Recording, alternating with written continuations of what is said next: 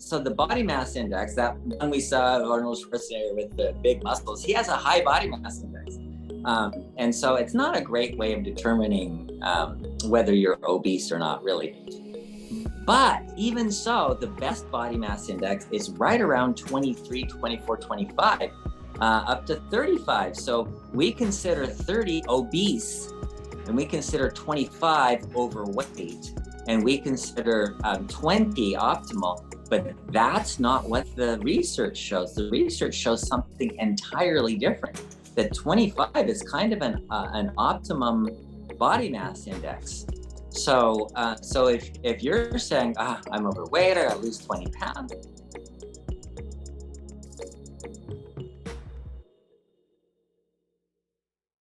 Hello, everyone. Welcome to the Healthy Heart webinar. How are you guys? I was not here last week, and so I'm excited to be back.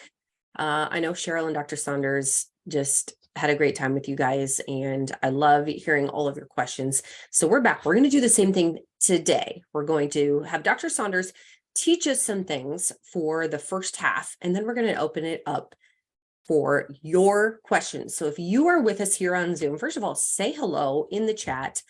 And then when you are ready to ask some questions, feel free to type those in the Q&A. We'd love to hear from you. Those of you on YouTube, Facebook, welcome. You can comment as well. We'll do our best to get to as many of those as possible. And what else was I going to say? I just want to remind you guys that Barton Webinar is the hub for all things webinars. I got a lot of messages this week wondering if we recorded it somewhere because they weren't able to make it. And I just want to tell you that we record all of our webinars and we post them on our YouTube channel. So there is a link at bartonwebinar.com. And so don't feel bad if you miss it. You can go back. In fact, if you want to learn about type 2 diabetes, you can go do that as well. There are 196 episodes waiting for you. So lots of information, guys. And I know you all love Dr. Saunders. So he's got a whole library of his teachings over there. So be sure to check that out. So if you are new here, welcome. I am Leslie. You've heard me talk for a while here now. Should probably introduce myself. But I'm a part of the Barton team, and I get to be the host for 2 of the webinars that we do each week. And it's just really my job to help make sure I get your questions answered and let you know about the things that are going on in our world. With me today, we have Cheryl, who is our other host. I'm going to let her introduce herself so you guys can learn a little bit more about what she does. Oh, well, I was thinking, forget a Netflix binge. Just binge on YouTube Barton webinars. 196 episodes. Won't take you at all. You'll learn more than Netflix probably. So I work on home cares at work for Barton, and I also help the customer service team and some of the little bit of the financials. So I'm around a lot, but I love being here. How about you, Dr. Saunders? Tell us a fun fact about you. I know you mentioned one on yesterday's webinar, but what would be something that we maybe don't know about you? Oh my gosh. I used to be an insurance salesman. What? I used to sell life insurance and auto and health insurance, not auto, health insurance and life insurance. That's what I sold. I was miserable. I just can't sell anything. I think maybe I had one sale in the 6 months, and I'm like, you know what? I can't survive on this. I gotta go. And so I went to medical school instead. Very different. Life insurance, all over to medical school. I guess maybe not that different. What was the random thing from yesterday's webinar?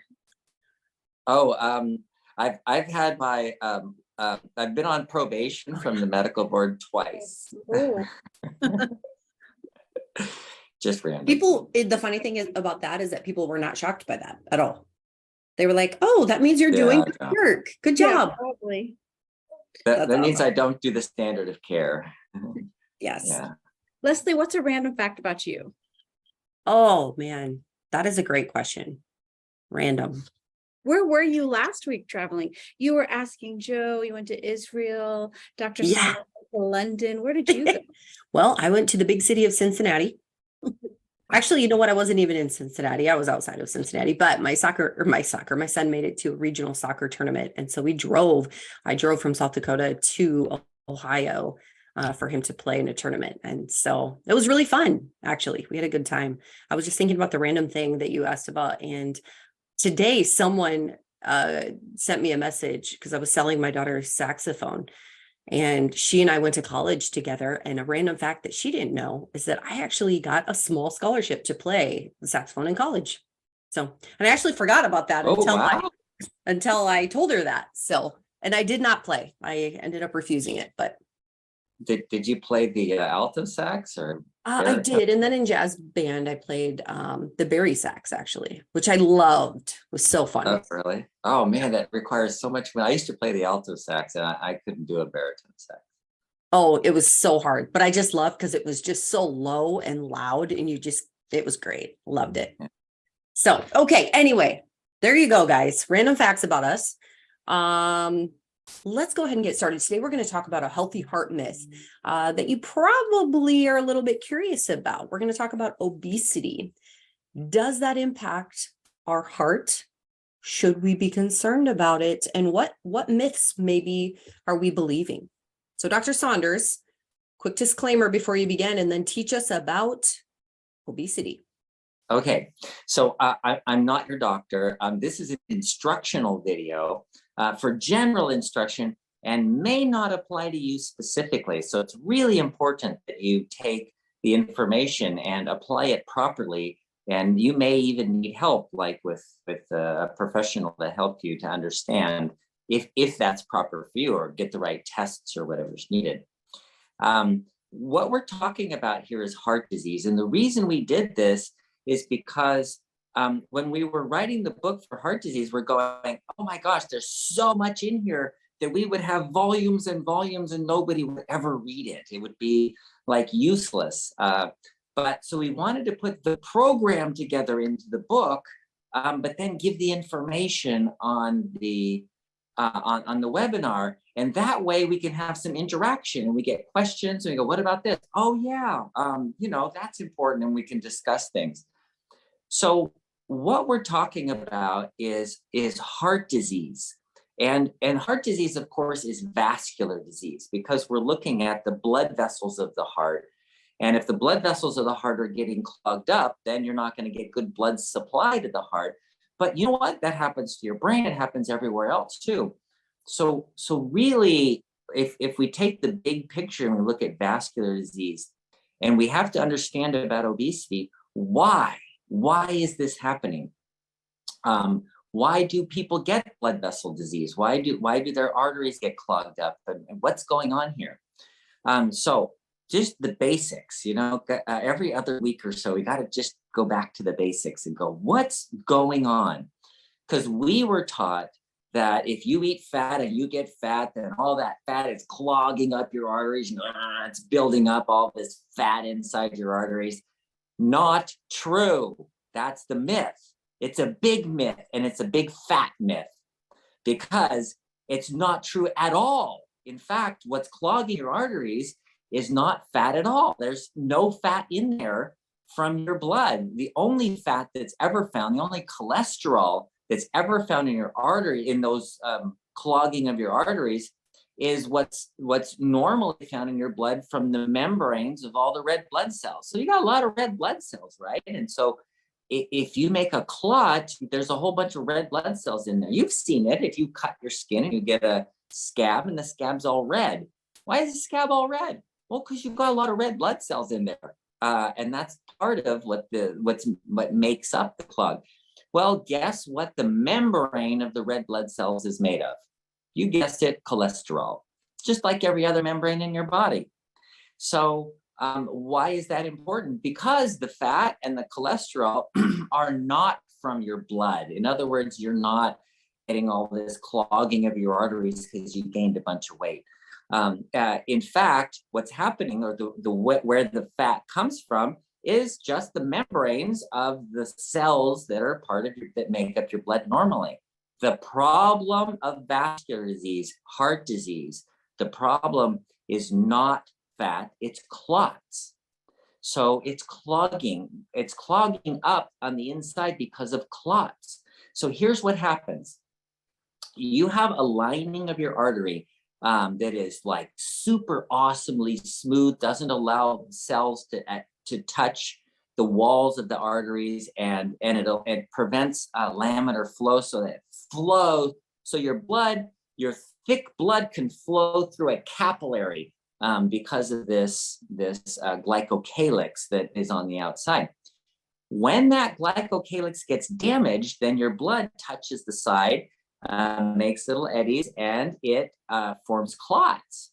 And if there's any damage, especially because if you break open the cells, then inside cells of an artery, underneath that basement membrane is substances that cause clotting, specifically cause clotting, because you don't want to have a ruptured blood vessel and have blood squirting out all over the place. So you actually have substances inside the walls of your arteries to create clots, so that you don't bleed out. It makes perfect sense, right?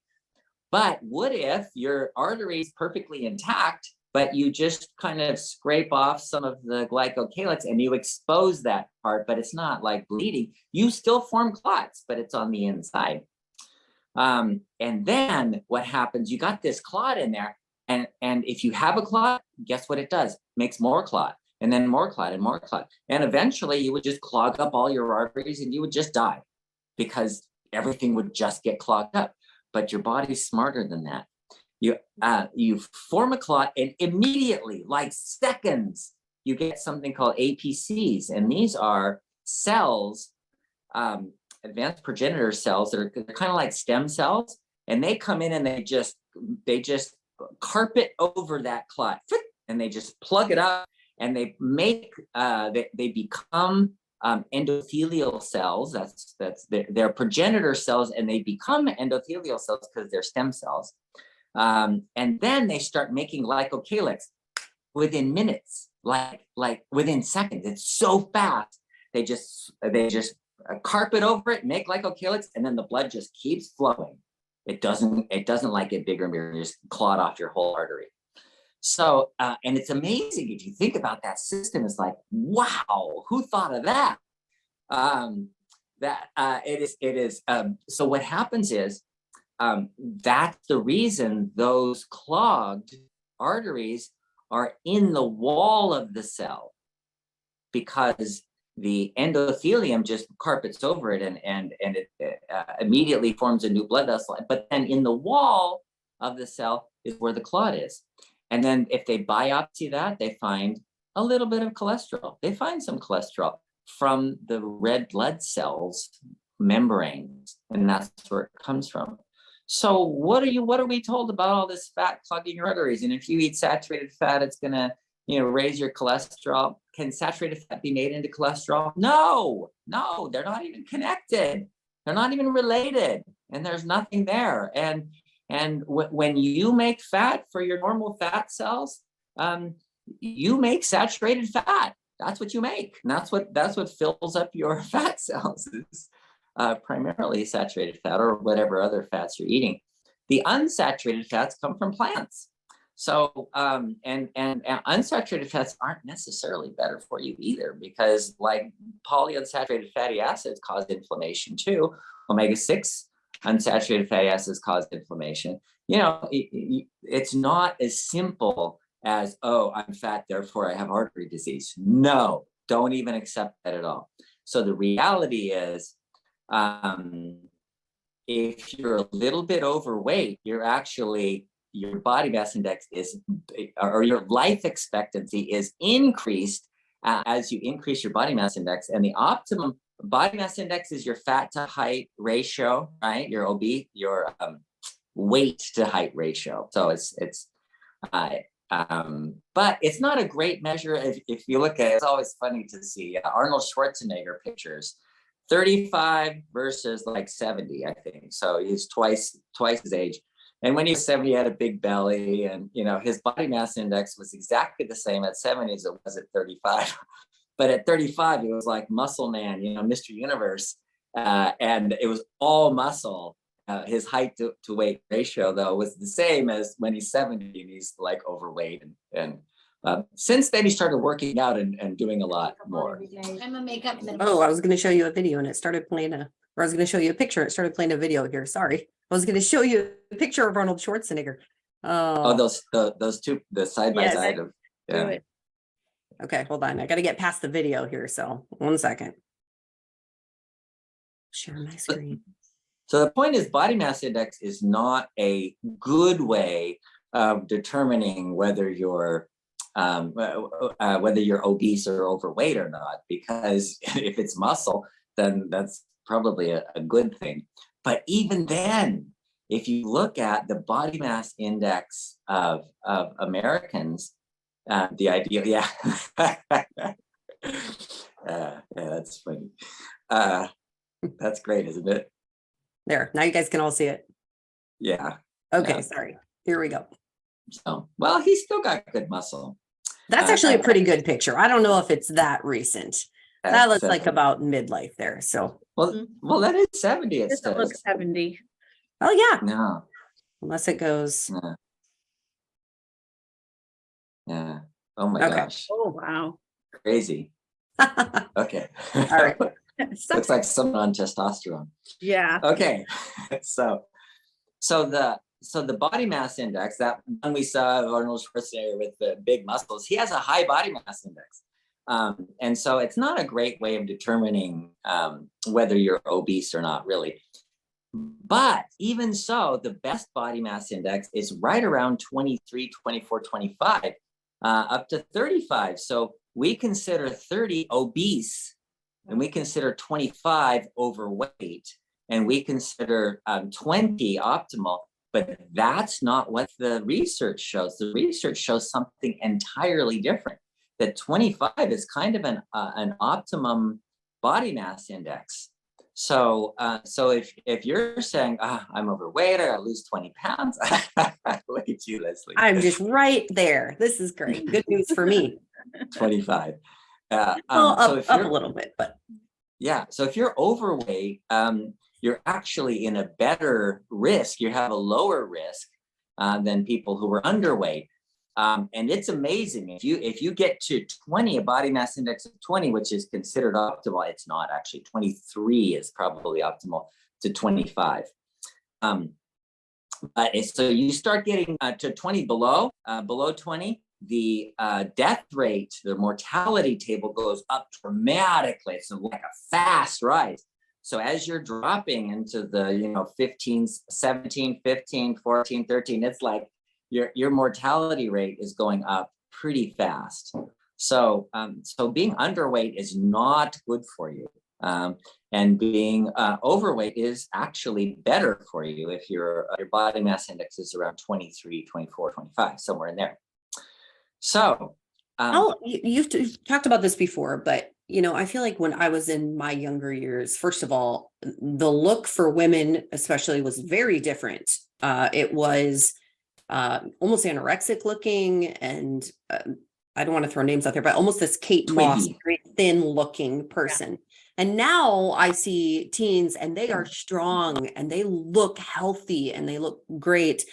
And I think we're still basing all of this information, what a healthy body weight is, back from the information from when I was a teenager. It doesn't sound like those body mass index numbers have even changed, although we've gotten new information. Is that true?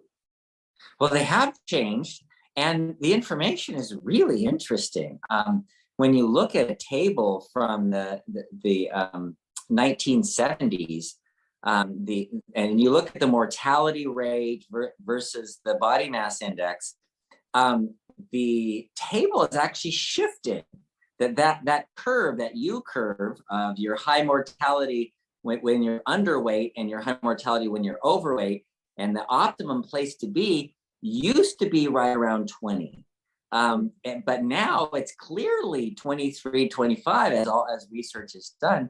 And so even though a lot of doctors were trained in the 1970s, I guess, or they were trained by people from the 1970s, so that they're still focused on that, 20, the body mass index of 20.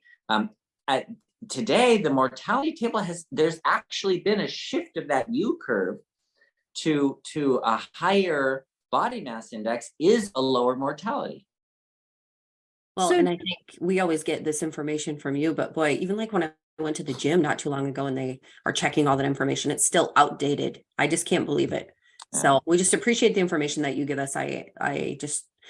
We like that you actually are doing the work and finding out the truth. Everybody. Although it's never the same as what many of our viewers find out from their doctors, we do appreciate that you are getting this information. So anyway, sorry, Cheryl, you were going to say something, I think. that's okay. So is there a point where the weight starts to stress the heart? Okay. Stress for the heart does not come from the things that you think, the mechanical stress. Stress from the heart is a lack of energy, and energy is diminished when you're missing a nutrient, or you have toxicity, or even like adrenal stress, adrenal hormones block the energy, or you're lacking, like magnesium would be a common one, that kind of thing. That's where the heart gets stressed. And the heart is absolutely amazing and will adapt to whatever's needed. So people who are overweight and they're told that, oh yeah, you have, an extra mile of blood vessels, of capillaries for every pound of fat you have, and that means you got to push that blood through another mile. And yeah, to some extent that's true. But the way the system works is beautiful, because it can handle being overweight or being underweight either way, because the heart beats, and when the heart beats, it pushes the blood into the arteries, and the arteries relax and let the blood in. So there's no pressure there. Just it lets the blood in, and then the heart relaxes, and the blood vessels constrict down and push the blood through. So you have this kind of a thing going on. And if the system is functioning properly, and you're 500 pounds, then it's still just pushing it through, and it's working very well, and it keeps going, and you can perfuse all of your tissues just fine. Isn't that amazing? I often hear sometimes people with heart conditions may be overweight, not as a correlation, like meaning they have heart problems, but then when they get their heart fixed, they lose weight. It's like, does the stress on the heart cause people to gain weight?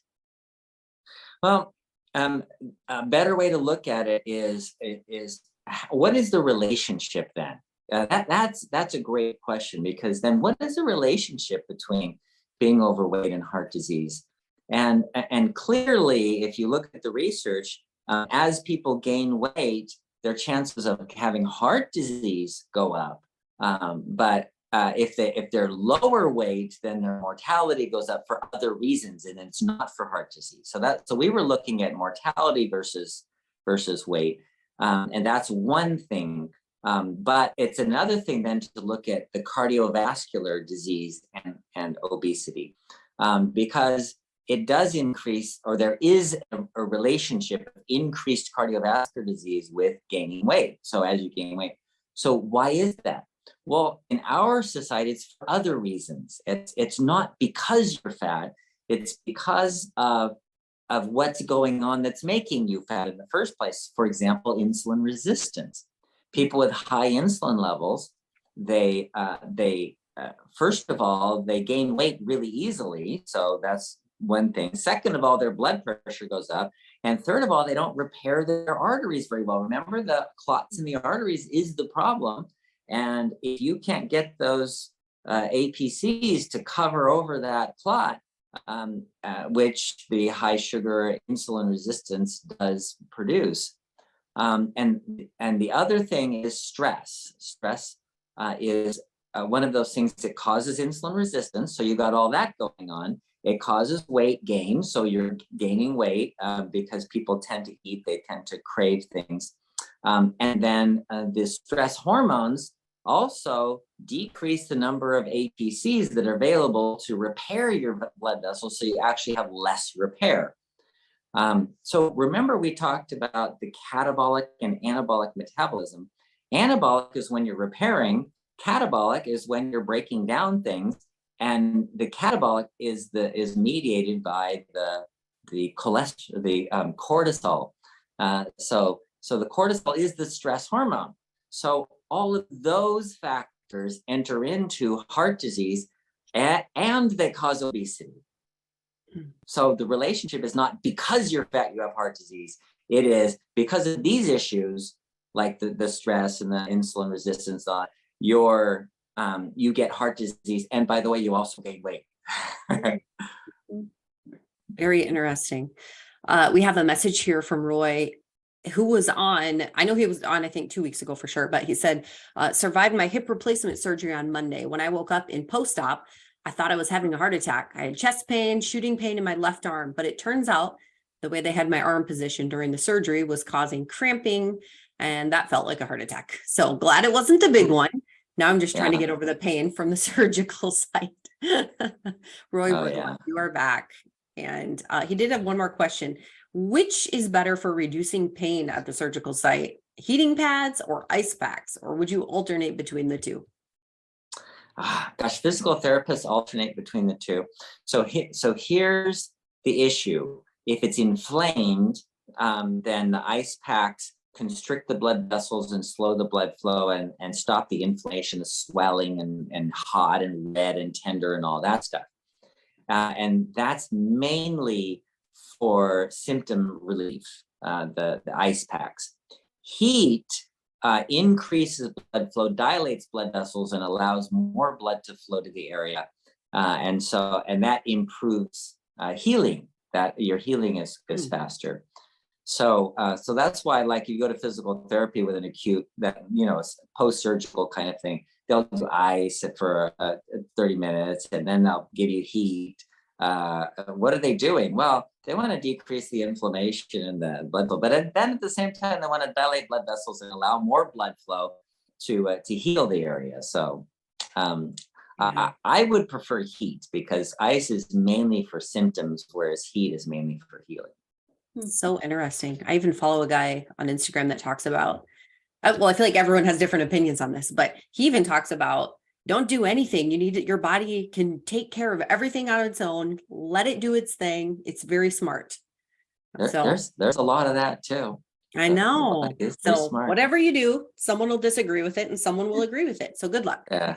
Makes me think of movies where in the old days, someone was sick and they just let them lay on their bed for like 2 weeks by themselves and fed them soup or water. And somehow they magically got better.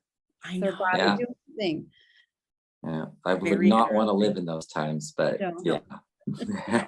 Life expectancy wasn't high, but okay. I have an email here from Patricia. Patty is 51 years old and has been taking high blood pressure and cholesterol medication since the year 2005. She really wants to get off those meds. So she's trying her best not to eat too many sugars and the stuff that's not good for me, but she just kind of wanted to get your opinion on if she might be taking too many meds. So in the morning, she's taking Metropolis, 25 milligrams, amlodipine, 0.05, chlorthalidone, 25 milligrams. Chlorthalidone, yeah. Okay. And then at night, taking lisinopril and atorvastatin. Oh, I don't know how you keep track of all these. I say them wrong every time, and I've heard them 100 times. Okay. And then she's also just kind of wondering, what are the side effects of all these drugs? Okay. Gosh, that's a really good question. So the purpose for the drugs is to give you, I always say 4 hours, but whatever, 4 hours to 1 day of relief of a symptom kind of thing. It doesn't really help anything long-term. They're not a long-term solution. So for example, in the best study, long-term study, 20 years, taking blood pressure medications like the ones that you're on, keeping your blood pressure normal for 20 years on these medications. The difference between those who were on the medications and off was a 12%, that's 12% decreased risk of a non-fatal heart attack. The fatal heart attacks, the dying of a heart attack was exactly the same and made no change at all. So when you get the medication and the drug company is telling you that this will prevent heart attacks and it is proven to prevent heart attacks, then you go, oh, okay, that's true. It has been proven to prevent non-fatal heart attacks at a 12% rate. In other words, you still have an 88% chance, same risk as someone who has high blood pressure and has never taken any medications. So, so with that, then you say, well, is it worth it? So is that decreased risk of a non-fatal heart attack worth taking that medication for 20 years and keeping my blood pressure normal for 20 years? What's really interesting is this isn't a stroke webinar, maybe we'll do that, but they tell you that it will decrease your risk of stroke as well. And there is zero evidence for that, none at all. In fact, all of the long-term studies, you can drop blood pressure and have it normal for 20 years, and it does not lower your risk of stroke at all, not even a bit. So unless you deal with the cause of those clots in your arteries, it doesn't, the lowering your blood pressure doesn't help, because you still have to deal with the clots in the arteries, which is the problem, not the blood pressure.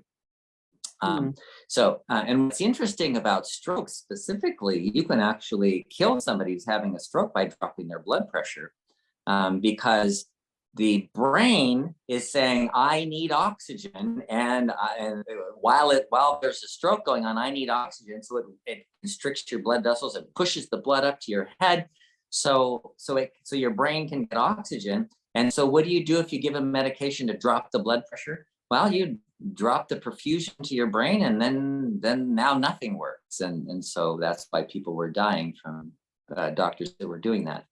Wow. Fortunately, they've stopped doing that. So you know, the question to ask is it worth, is there value in taking those medications? And just wanting to get off them is one thing, but you know what? Some people need them, and so you have to look at, do I need this? So, for example, in the last 35 years of practicing medicine, I have given 2 people statins, 2, and they needed it.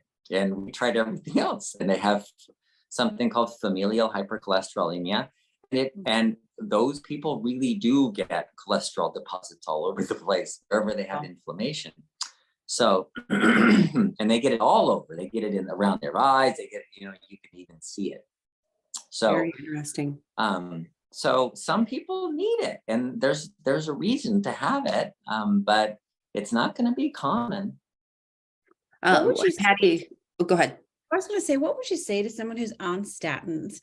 They've been on statins for a long time and they want to get off, but they're scared, like afraid of what might happen. What would you tell them? Well, I would quote President Harry S. Truman. There is nothing to fear but fear itself. All right, there you have it, folks. Well, you know, okay, so if you're afraid of something, then you need information, right? So if you're afraid of going off, then get information and say, do I have familial hypercholesterolemia so that I need that medication? Because the clogged arteries, atherosclerosis does not come from cholesterol at all. It's not even related. In fact, we talked about this before, the UK, United Kingdom study on heart disease, the AI, artificial intelligence study, where they entered all the information in. LDL cholesterol came up number 46 out of 48. It had no relation to heart disease at all. So if you're worried about getting off a statin, well, heart disease isn't something to worry about unless you have familial hypercholesterolemia and you're gonna get these cholesterol deposits in your arteries. And everywhere else.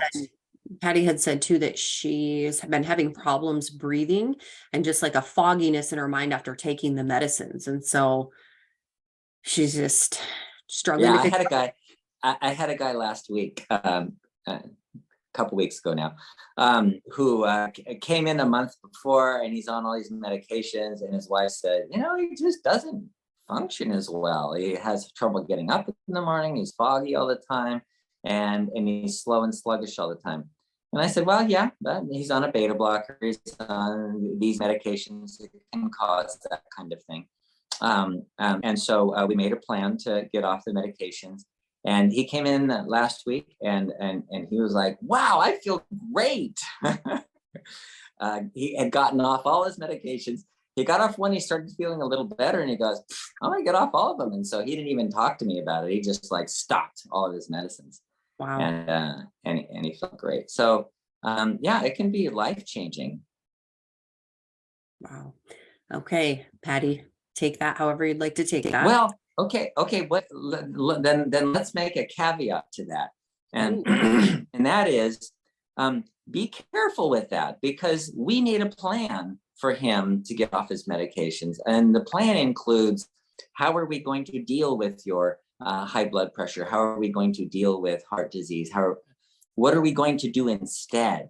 And how are we going to reverse, because he had significant heart disease. So what are we going to do to reverse that? So we had a plan for him to do that. And so that's kind of important. And that's why we have the heart disease, the Healthy Heart Solution Kit, because there needs to be a plan for what you're going to do instead. Right. And here it is, guys. If you want the plan, you can find that at bartonwebinar.com. This is the physical copy, of course, but you can also get the downloadable version of this, and so that you have access to it right away. But lots of good information in here. And we do talk about this stuff on the webinars. But for example, it'll tell you the right types of foods to eat, how to reduce your stress. It'll talk about exercises, testings, treatments, setting your own goals, that kind of thing. So a lot of really good information in here, really good recipes. You will not be short on flavorful food ideas. We can tell you that. So again, bartonwebinar.com. If you decide that that's something of interest to you, use code webinar25 and you'll save 25%. So really, really good deal there. We do have a message here from Jacqueline. Hi, I'm new to following Dr. Saunders, but I've watched quite a few of his YouTube videos. My last doctor visit, she said my cholesterol was borderline and my sugar, don't know the numbers. I went in because of nighttime heartburn. I have a little bit of hypertension, mostly situational, but strokes run in the family. I'm 59, 155 pounds at 5 feet 4 inches. I'd like to lose 25 pounds, but whole food vegan diets leave me hangry. I've eagerly tried. What is the best diet for heart and blood sugar? Okay. There isn't necessarily a best diet. If you talk to Dean Ornish and Joel Furman, they're going to tell you, they're both doctors, cardiologists, and they're going to tell you that a no-fat diet, so a vegan, no-fat diet, you can't even have an avocado, right? This is like vegan without fat is the best way to go. And indeed, they have proven that that will reverse heart disease, being on a no-fat diet.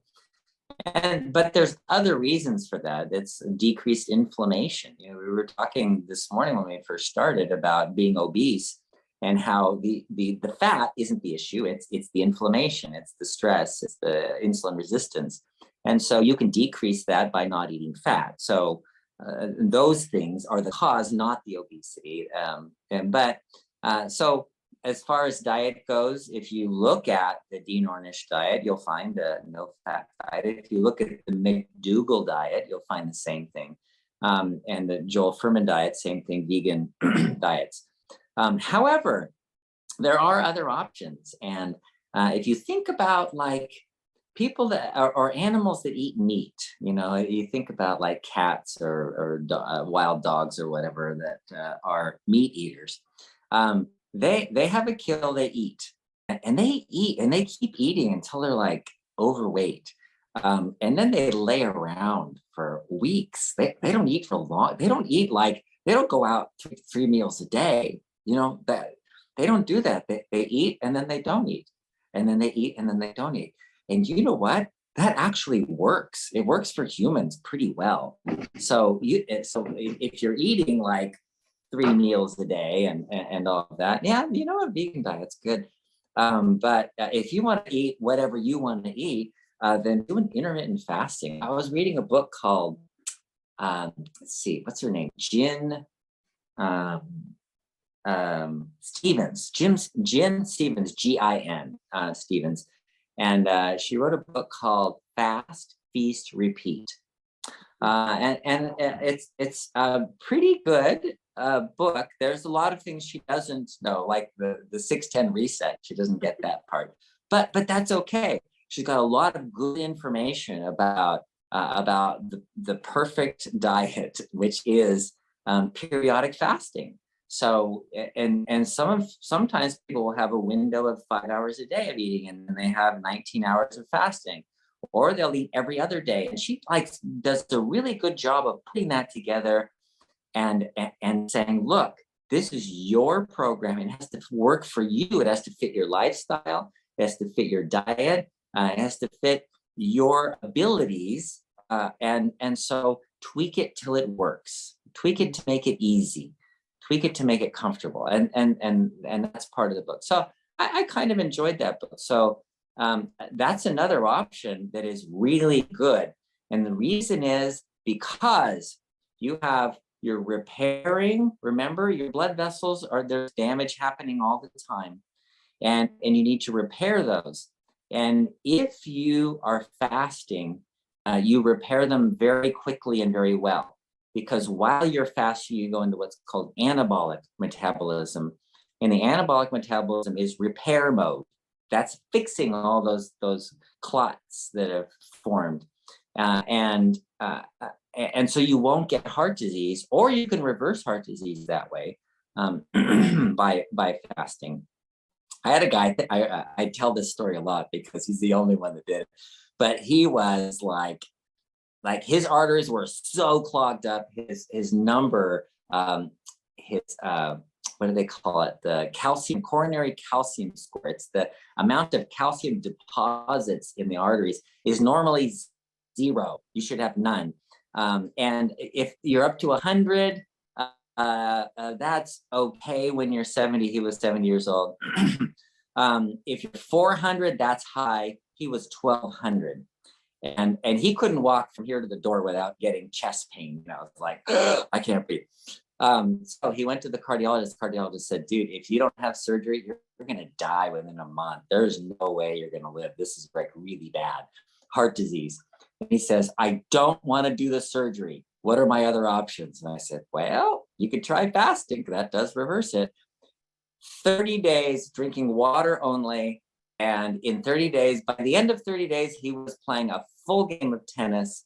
He was a tennis pro, playing a full game of tennis or full match without any chest pain at all. Then he was going to the gym and working out after that.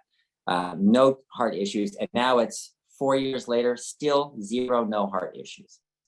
So, and that's better than you get. Remember, President Bill Clinton got a cardiac bypass surgery. And then 5 years later, he's having chest pain again. He goes back, oh yeah, they clogged up again. So we're gonna have to repeat it. He's like, why? You didn't do it right the first time? They're like, no, they just clog up again. So my patient that fasted did better than President or ex-President Clinton. That's crazy. And also Jacqueline asked too, is this a compatible thing for diabetes? She kind of wondered if I have, I'm worried about heart disease and I have diabetes. Is fasting something that is just good for everyone, no matter the illness? Yeah, the people that write books on fasting, they usually write things like The Cure All for Everything and The Fasting Cure and Health Through Fasting. And the reason they use those kind of titles for their books is because The Fasting Cure was written 100 years ago by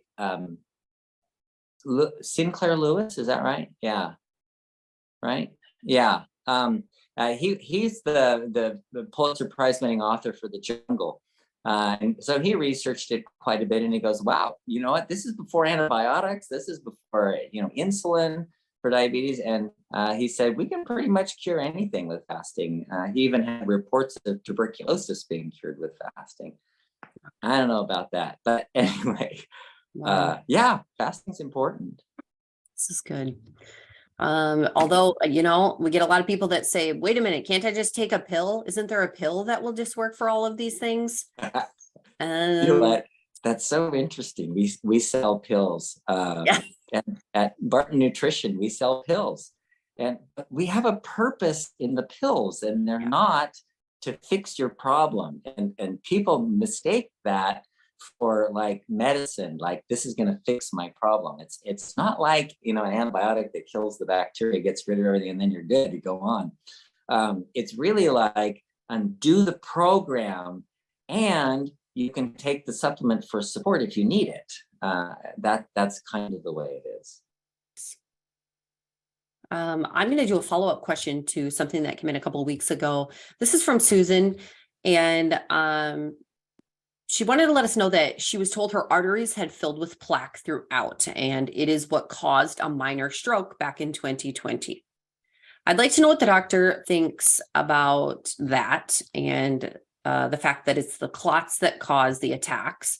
And what are your thoughts on the plaque in the arteries? Can it be removed?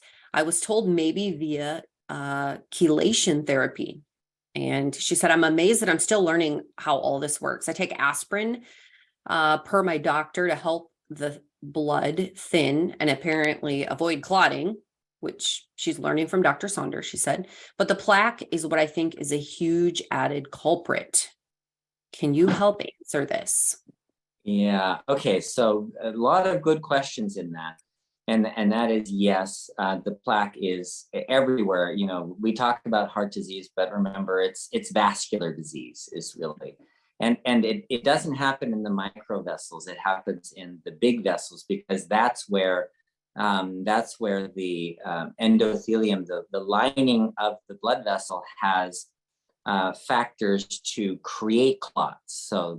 And they're purposely there so they don't bleed out. So it's only in the arteries. It's not in the veins, and it's in the big arteries. So it's really like big artery disease. So how do you get rid of those clots once they're there? Because what happens is the clot, when we form a clot, and over time, if it doesn't dissolve and go away, then what's called organized. It organizes, so it starts getting fibrous tissue in it, and it just makes a bump there, and it can stay there for a long time. So can that be reversed? In some cases, it can, and I've seen cases of this where somebody who had a vitamin B3 deficiency, which is niacinamide.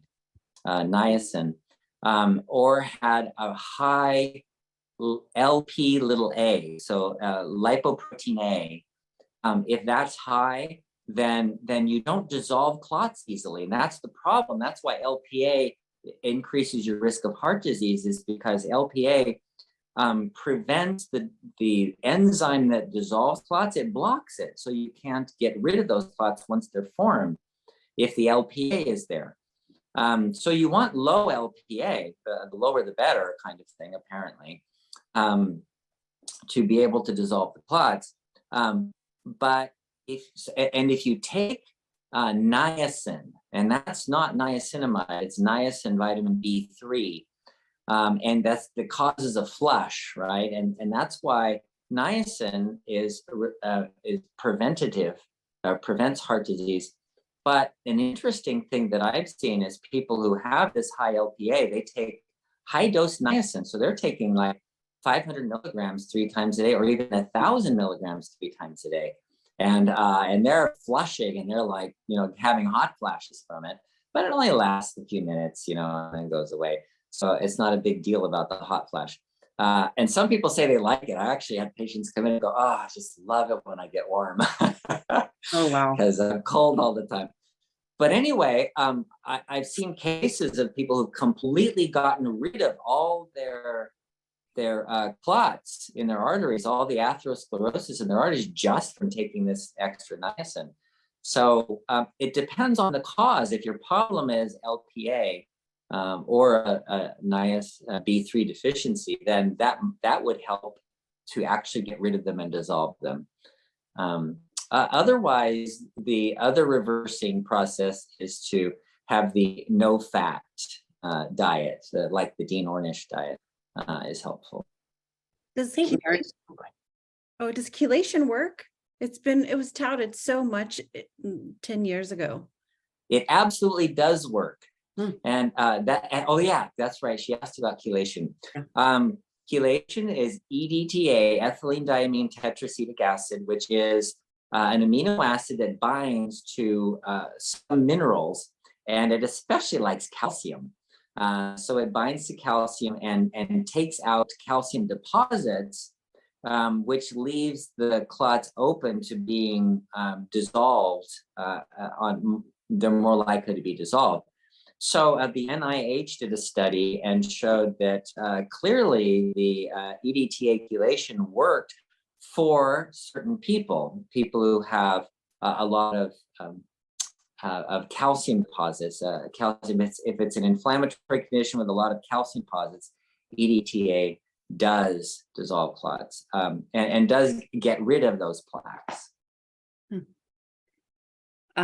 Marion had asked a question, I think, asking for her brother-in-law, who was a doctor from the time he finished school, spent many years over in Belgium, Congo, and now that he's in his late 80s, he's in a home while his wife has an apartment right close by. He has several clogged arteries to his heart. They've decided it's too dangerous for him to have open heart surgery at his age, at almost 90. Is there anything he can do to naturally help unclog those arteries? Possibly. So the quick way is fasting. So if he's overweight, that makes it easy. If he's underweight, remember we talked about obesity, it actually being a little overweight is better than being a little underweight. And there's good reason for that. So that's one thing. Or, if you put him on a vegan,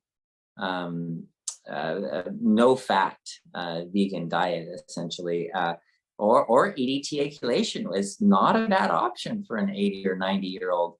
I have someone, he's in his 70s, and he has a genetic problem that causes the calcium to be deposited in his arteries, and it's all over. All of his blood vessels are like solidified with calcium. They're all hardened with atherosclerosis, and it's not from clots, it's just calcium deposits. And it was quite a dramatic improvement when he did a series of 30 EDTA chelation treatments. Aubrey asked, she said she's heard of IV chelation. How about in capsule form? Unfortunately, this particular amino acid is not well absorbed in the capsule form. So they've tried it when it goes through the stomach. It doesn't like get into the blood and allow it to remove the calcium deposits. And I've seen other ones where they've tried to use it for with an enema or a rectal suppository, and that's possible, but still questionable. Really, to get 3 grams of EDTA, it just requires an IV. Okay. Message here from Peter, and we have talked about the U-shaped curve with high and low blood pressure. He says a friend of his has low blood pressure. So what can I do to deal with this problem? Oh, okay. That's a really good question. So low blood pressure has a lot of different possible causes. So when someone has low blood pressure, look for the cause. Why is that happening? Is there a kidney problem? Because if the kidneys aren't maintaining the electrolytes properly, then the blood pressure can drop too low.